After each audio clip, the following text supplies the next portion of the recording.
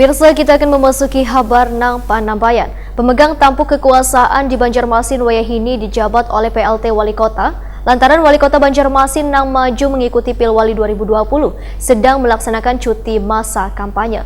Maka DPRD Banjarmasin kada bisa membentuk panitia khusus sehingga dalam rapat paripurna perihal pembentukan Pansus Raperda dibatalkan.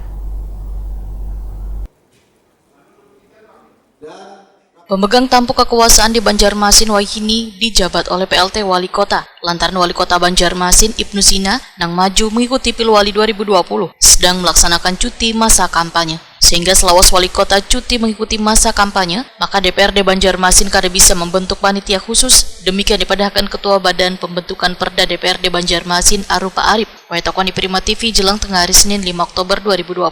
Politisi Partai Persatuan Pembangunan ini pun menegaskan pembentukan pansus maupun pembahasan raperda belum diperkenankan selawas Wali Kota Banjarmasin masih dijabat PLT. Selawas itu pula kunjungan kerja keluar daerah terkait pansus ditiadakan, termasuk untuk pembentukan pansus raperda inisiatif pemerintah kota Banjarmasin atau Dewan. Sehingga dalam rapat paripurna perihal pembentukan pansus raperda dibatalkan. Jikapun ingin membentuk pansus raperda, ujar Arupa Arif, harus dikonsultasikan terlebih dahulu dengan Kementerian Dalam Negeri. Perda yang diajukan tahap 1 maupun yang tahap 2 itu harus rekomendasi dari Kementerian Dalam Negeri.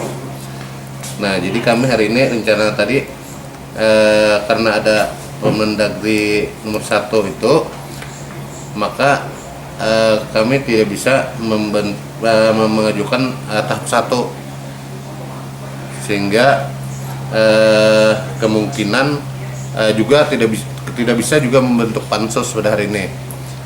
Yang kami laksanakan hari ini hanya paripurna internal, pengajuan 2 buah raperda inisiatif DPRD. Arupa Arif menambahkan Wayahini anggota Dewan Banjarmasin mengisi dengan kegiatan-kegiatan lain, nang kaya rapat koordinasi dengan mitra kerja Wan lainnya.